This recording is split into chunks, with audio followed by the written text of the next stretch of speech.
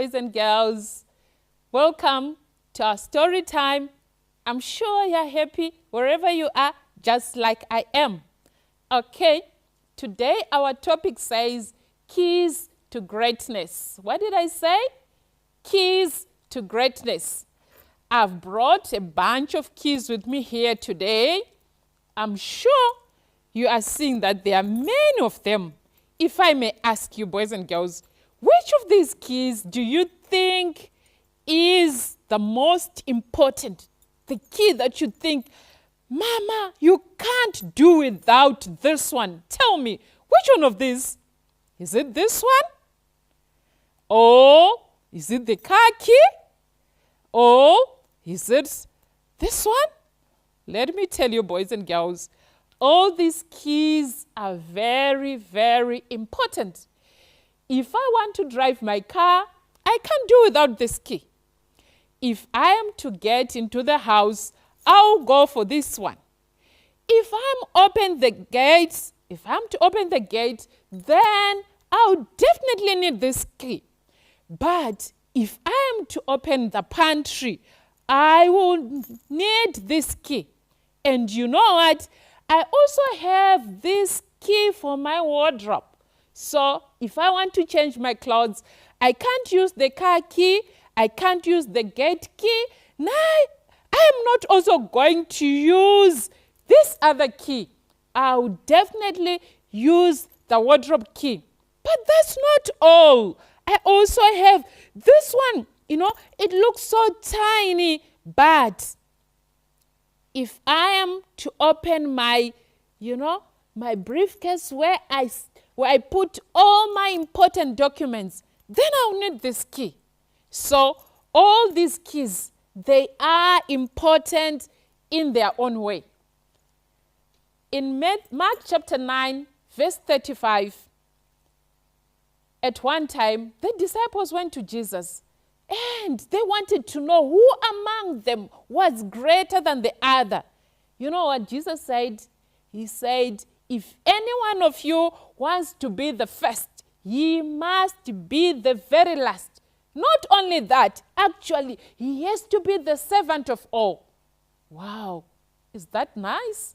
You want to be the greatest, you want to be the first, but be the servant of all. You know, it's not just disciples who argue about who is important, who is greatest, and stuff like that. I've even heard big people, some saying, because I have money, I'm the greatest. Some saying, because I have degrees, I'm greatest. But think of those other people who may seem to be doing nothing in life, but they are also important in life. God gave us those people for a reason. Each one of us, we have a certain role that we play. Think about your family. I know there's daddy. He may be going to work. He may be buying groceries. But who does the cooking? Either there's auntie or there's mommy. Your sister is also there. She assists you with homework. How about if she was not there? And your little brother, that one who seemed to be annoying, he or she seemed to be disturbing you. But I know there are times when that little one does something that you can't do. So they are also important.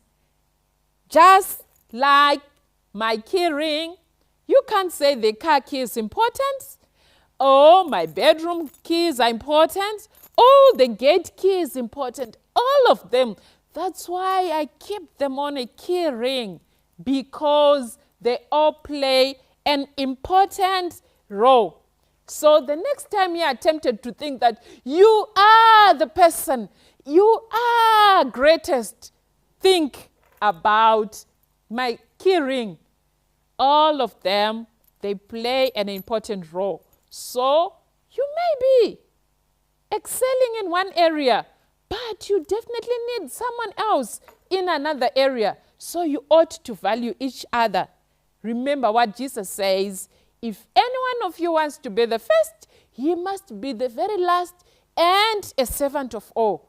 And this calls you to humble yourself before the Lord. Even if when you think you're the most intelligent, you're the best in sports, and you're doing everything well, just be the servant and remain humble. May God bless you, boys and girls.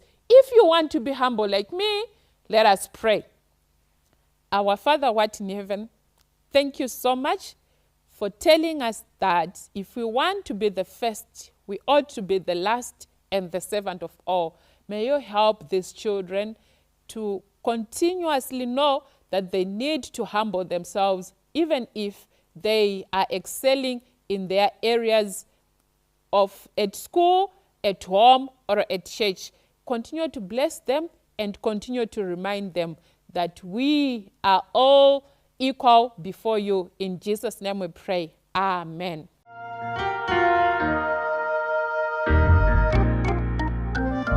This little light of mine, I'm gonna let it shine.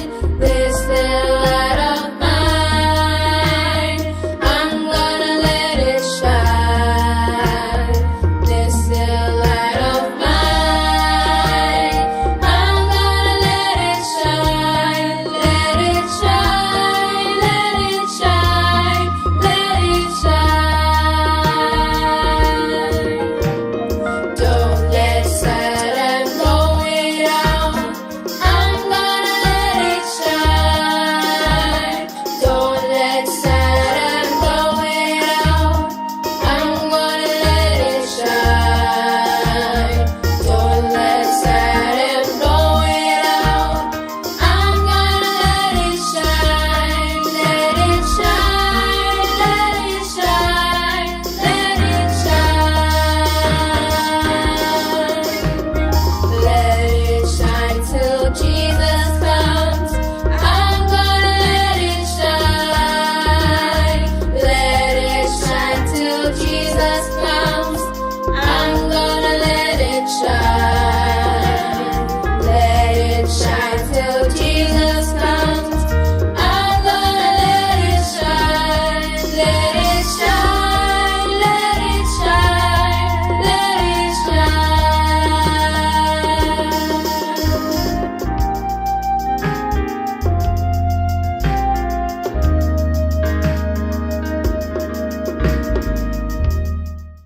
Uyamweya wakachena mundikombolerenyi kuti moyo wangu ucha kukudzangu watese ndidzidzisenyi kukuda kuziva zvakanaka zvechikariro chembiri chinondipa kufara ndauya kune mwitenzi munozondibatsira ndinosimbira kunemwi mundisvitse kumusha Jesu wakanditsvakisa ndanga ndiri mufambi mudambudzo wandibvisa ngeropa rake iri ndakashira mutsa wenyu ndinomuitirenyi ndipenyi kunaka kwenyu ndosungirwa kunemwi nguva dzese ndarasika kuva munzira yenyu ndiri pano wangu Baba batisa moyo wangu ndiri pano wangu Baba batisa moyo wangu ndiri pano wangu Baba batisa moyo wangu ndiri pano wangu Baba batisa moyo wangu. Vuraini ni kubhuku ra Luke chapter 11. Luke chapter 11 verse 11 to 14 ndipo patichatora chidzidzo chedu chenguva ino. ndavapiko baba pakati penyu? Kana mwanakomana achikumbira chingwa, vangamupa ibwe here? Kana hove, vangamupa nyoka panzvimbo yehove here? Kana akakumbira zai, vangamupa chinyavada here? Naizvozvo, kana imi makaipa muchiziva kupa vana venyu zvipo zvakanaka, baba venyu vari kudenga vachapa zvikuru sei mweya mutsvene vanokumbira kwaari. Zvino wakanga achibudisa mweya wakaipa waiva mbeveve. Mweya wakaipa ukati wabva, mbeveve ikataura. Vanhu vazhinji vakashamiswa. Mwari awedzere chikomborero pakuverengwa kweshoko rake. Amen. Now, musore shoko kuitira kuti mugozoibata kana maikanganwa. It's a complaint. Maybe iri kutaurwa naMwari kuti kuinini mandiona usani. Ndo musore shoko. Mandiona usani nai vanhu vaMwari. Shoko roti, ndiani baba pakati penyu apa ane mwanakomana? Baba pakati penyu, kwete kudenga kwandabva, but pano panyika ane mwana wake mukomana. Baba ovingwa nemwana, mwana woti ndipewo chingwa, bread. Wobuda pashe unotora ibwe wopa mwana. Ndiani pakati penyu baba wanoita zvinhu zvakadaro?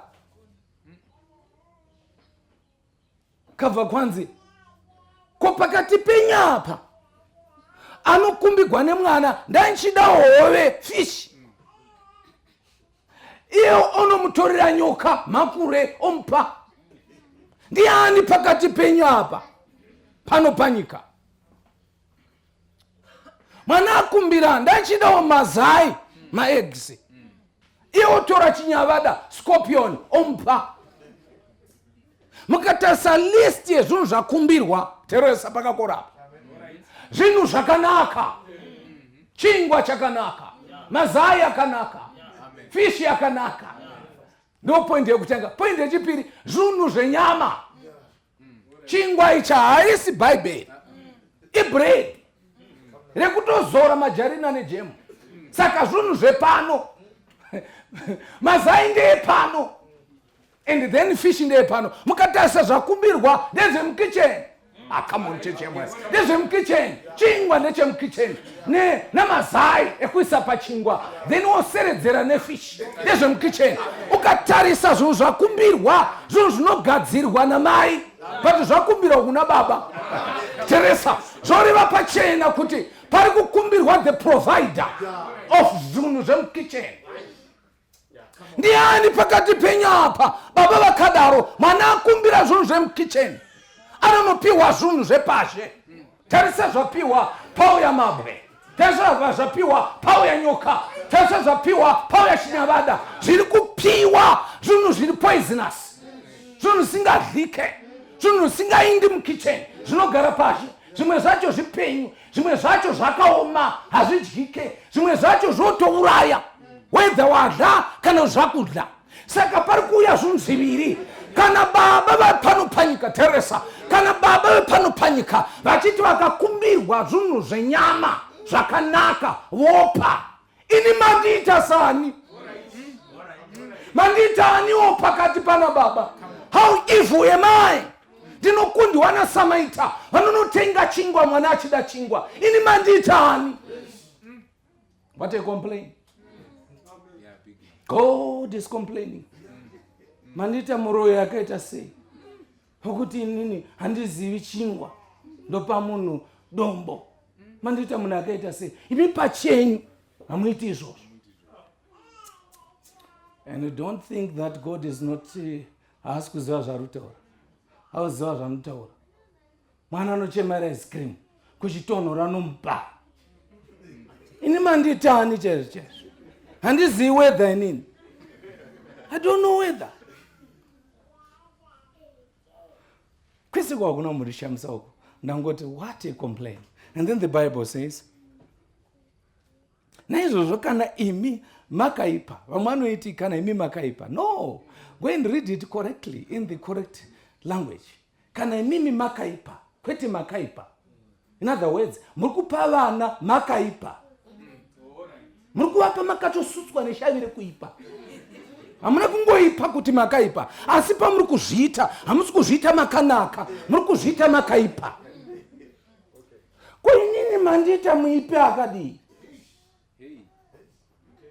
Zvokuti mwana achipiwa chingwa ari kupiwa nababa vakaipa. Zvokuti unonzi wakapiwa nani? Ndapiwa nadhedhi. Konzi vapi? Vakaipa. Vati vandipa chingwa, hamana kundipa ibwe. Inini mandiita baba vakaita sei chaizvo? And then baba hapana mbondivhiringidza ndati all right, kavakanzi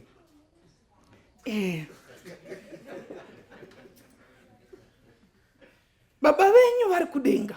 Teresa, baba venyu vari kudenga vachapa sei mweya mutsvene vanokumbira kwaari? Okay, say here ari kuti kupfuurisa, in abundance. Now there are two fathers here and one child. There's a father in heaven and a father on earth. There's a father on earth with a son on earth. And there's a father in heaven with a son on earth. Baba vepanyika vane mwana wavo mudyi wenhaka akumbira, ndiye achazogara pachikafu ati ndipewo chingwa. Baba vanomupa chingwa, ivo vari panyika. Kudenga vana kuinda havakuzive, havasi mutsvene, vakaipa. Poita baba vari kudenga vakumbigwa nevanhu vari pasi, vana vavo. Because 4:24 dzaExodus dzinoti Israeri mwanakomana wangu, iwe Faro ukasavabvumidza kubuda, ndichauraya mwanakomana wako wedangwe kuti uone kugwadza kwazvinoita ukabatira dangwe. Saka Faro akaurayirwa firstborn. Kanzi uda kuhwanya vana vangu varege kundinamata, ndichauraya firstborn. Saka pana pari kurehwa kuti ini mandikumbira sevana. Baba venyu vakaipa, imi makaipa, asi mukupanana zvakanaka. Ini ndiri kudenga ndiri mutsvene, imi makaipa. Ndotadza kukupai sei? Kana vanhu vakaipa vachidai koti papindira mutsvene. Baba hapana munesa, ndakaneseka nekuti unopa vanhu mweya mutsvene, ivo baba vacho vapa vanhu zvinhu zvenyama. Pasi chiri kukumbirisa chingwa chiri kukumbirisa mazai, asi Mwari woti ndokupai mweya mutsvene. Topakandivhiringa ndikati no, hasi kuda mweya mutsvene, tokuda chingwa namazai nefishi, because ndo zvatapiwa nababa vepanyika. Saka imi hamungakombleni kana toorega kukukumbirai, because imi munotipa zvatisina kukumbira, hatikuda mweya mutsvene. Baba vari kuti mumweya mutsvene mune chingwa, muna mazai nefishi. Saka ini kana ndopa handipi zviri pano, ndinopa mukati mune zvinhu zvirimo. In the Holy Spirit there is everything, spiritual blessings and physical blessings. Saka kana wakukumbira Mwari chingwa, waninipisa Mwari, uri kumufananidza nababa vepanyika. Ukakumbira Mwari mota, waninipisa Mwari, kuti unondikumbira zvinhu zvomunopanana makaipa. Aiwa, uda kundiinzanisa, wadiita sani? Imukakumbirana shuga nechimuchipanana, moti Mwari ndipe shuga futi. No! He is higher than bread. He is higher than fish. When you ask God, ask that which matters.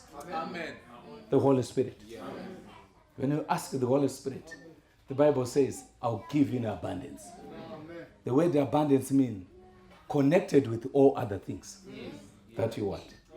2022 ziva zvekukumbira. Siyamina mato yana baba vakaipa. Uri kukumbira baba vatsvene, kumbira zvinhu kwazvo. Ungatsinzini January to December chikumbira chingwa nefish. It's not fair for God. Ask for things. Noenda kuna strive msiwa kukumbira $. What an insult. Ndipo $. ramugona kupanana pachenyu kana woendako kuti ndoda kuita appointment nekutotsanya chitsanya kukumbira dhora. Mwari ano 10 days usingadle chikumbira ndipewo chingwa. God says, what an insult. I thought pandaona usingadli ndiri kuti unenyaya. How can you have such a proposal? What to miss out? I want an appointment yekusangana na president. What chitaura mwanangu unenyaya ipi ndokumbira udhora. Mandita saniwo ndo pane nyaya yangu chete. Murapi mkuu ruripo wemutsandi ndiye Jesu hanofari savarombo inzwa izwi raje zitarake ritendwe zitara keri kudzwe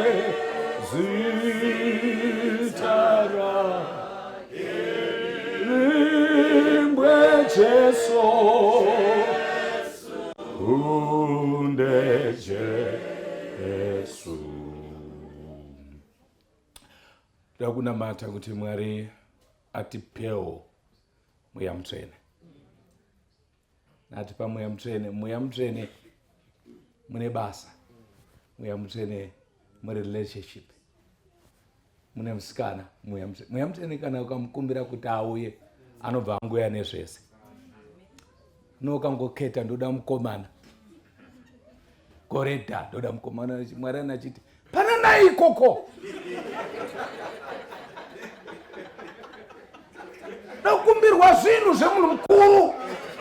Ndipewo mweya mutsvene kana mati ndipewo mweya mutsvene, and then zvese vakomana nevasikana vanotevera. Imi mukakoka president wenyika, maminista akokwe.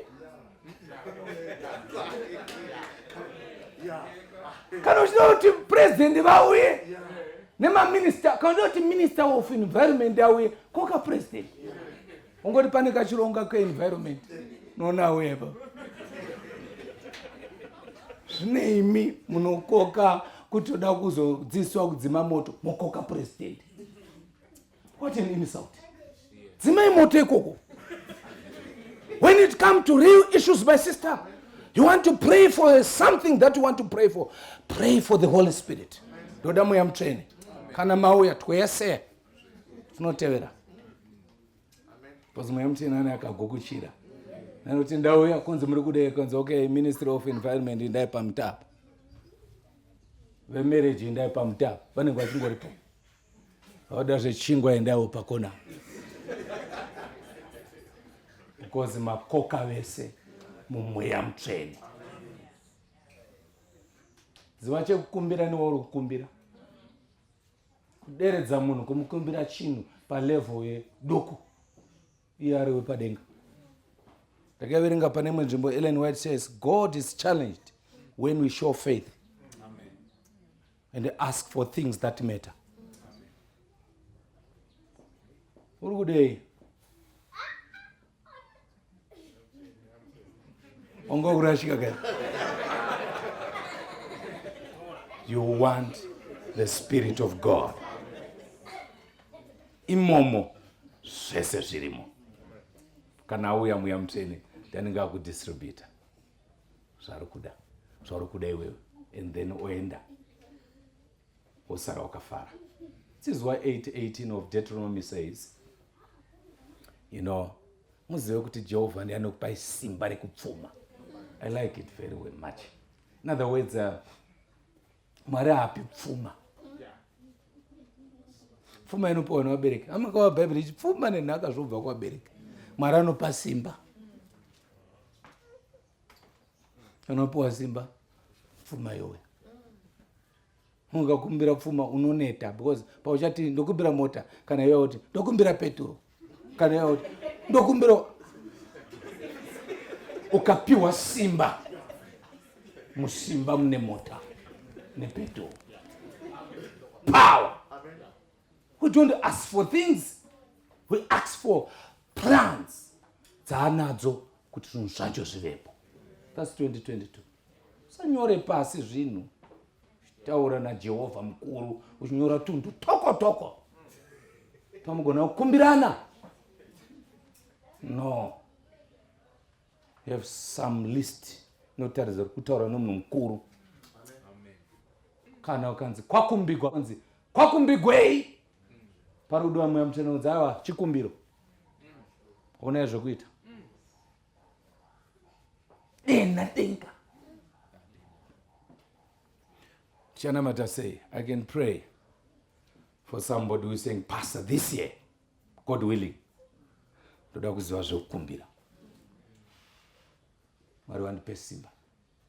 By the way, kana mweya mtena auya manje, akauya usiri ready, you're in trouble. Samukoke.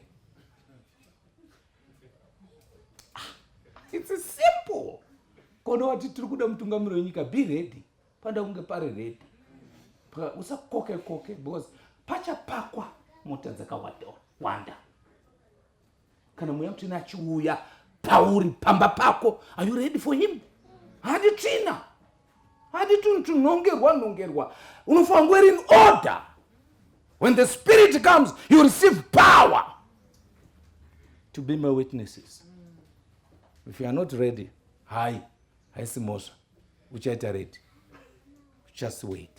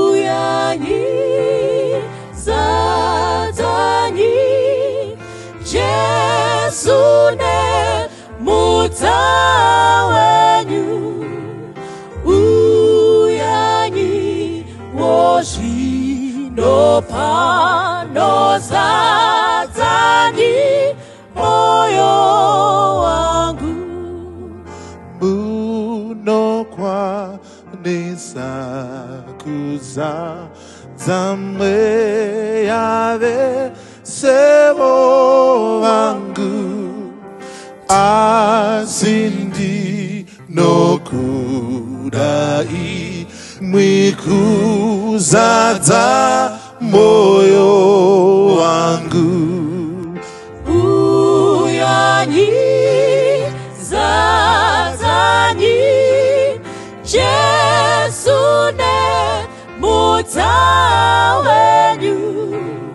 uyanyi woshi no pano zatanyi moyo wangu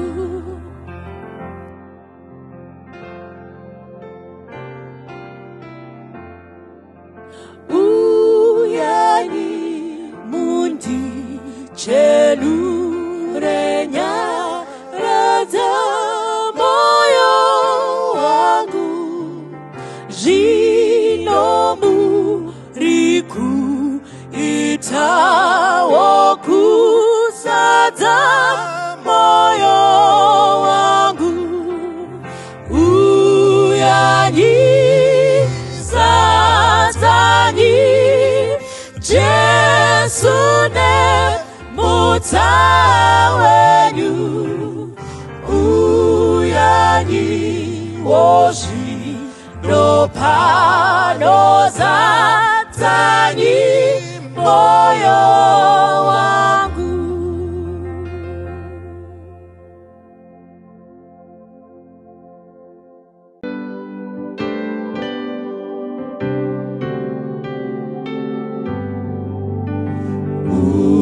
Uzimu unoyera unoti tu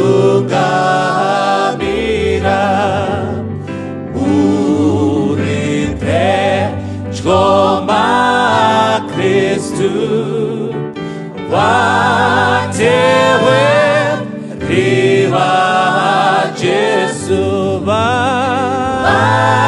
vaneti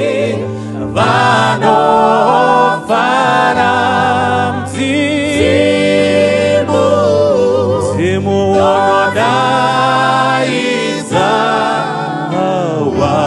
watiwa fambi uyanditewe lekumbusha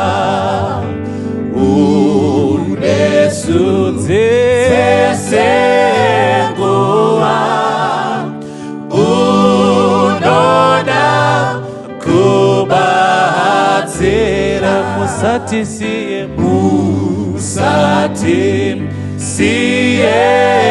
tegati kufamba mimadabudzo rino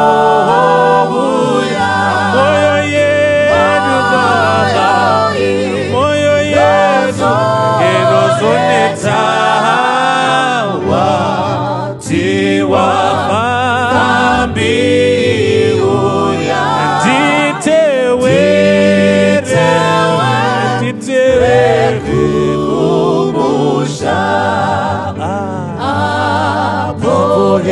yedu mazuwa emabasa emababa apera basi kunozosara kuyendako udeka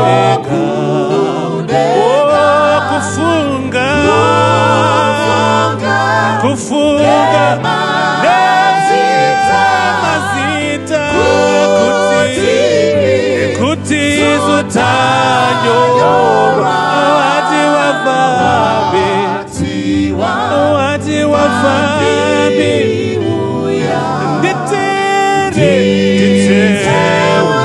nditewe kumbusha ngiyafuna lowo mlilo wabangcwele basendulo wabaqondise ezulwini benesibi engozini uphikosi lowo moya opawulu Abrahama owatambi supawule wazuza amandla ezulu amandla